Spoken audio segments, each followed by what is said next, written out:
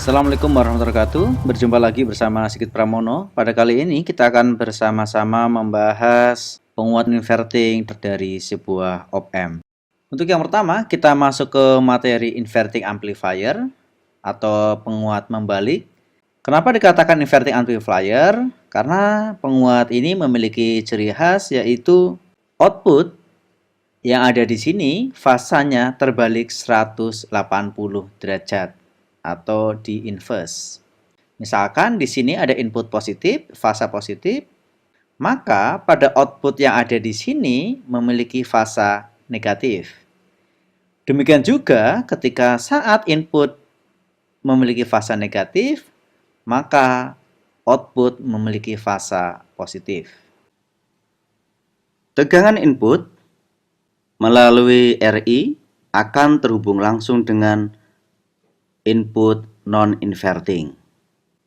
Kemudian, untuk mengatur penguatannya, diberikan RF dan RI, di mana besar penguatan closed loop-nya bervariasi antara 1 hingga 1000.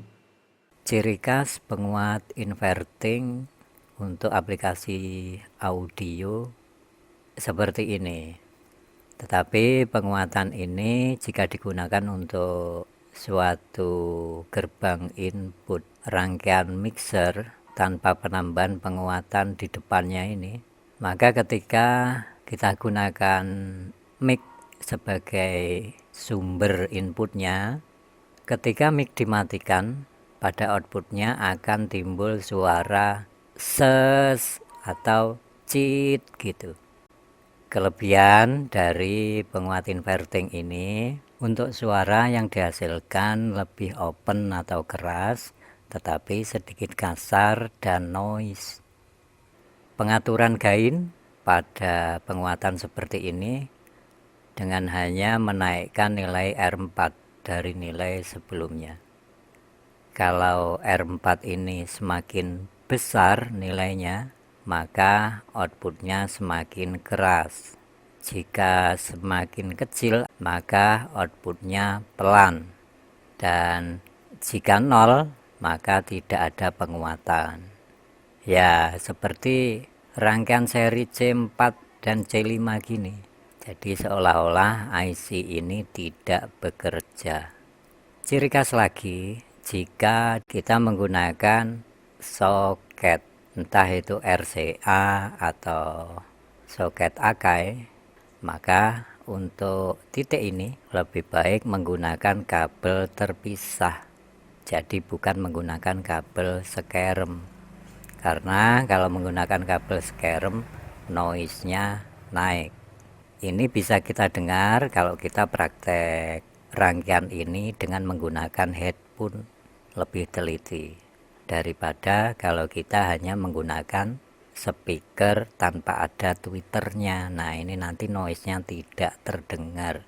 Ya, walaupun noise bisa diturunkan dengan menambahkan C di sini, tetapi kalau noise terlalu dihilangkan, maka untuk kata-kata berhuruf awalan S tidak akan bisa direspon secara sempurna. Begitu. Walaupun tujuannya adalah membuat suatu penguatan low noise, akan tetapi noise masih diperlukan.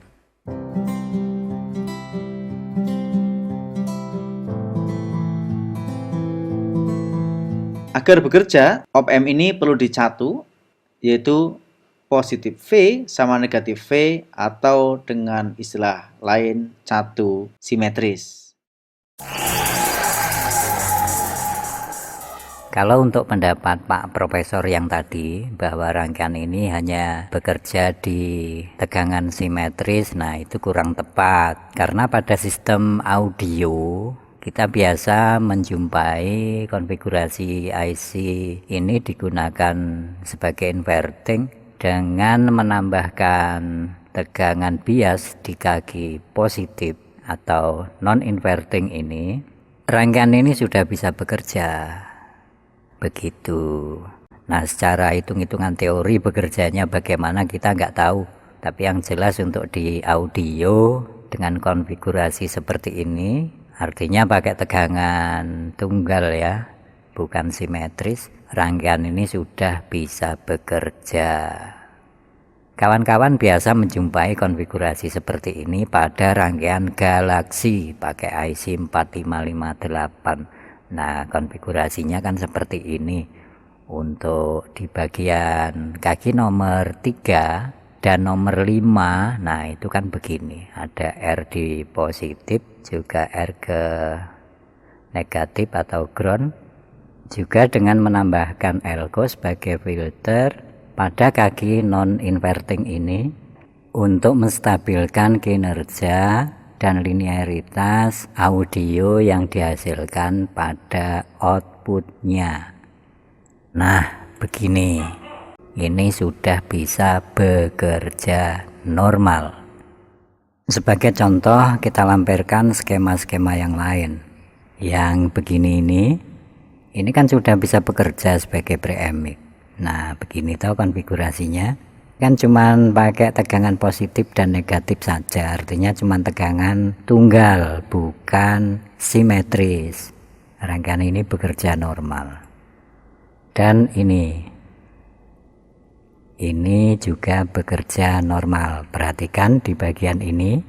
Nah, tegangan kerja cuman positif 12 volt dan ground. Oke, mudah-mudahan bisa dipahami ya. Penjelasan saya kali ini bukan bermaksud untuk menjatuhkan, hanya sekedar koreksi sesuai praktek di lapangan.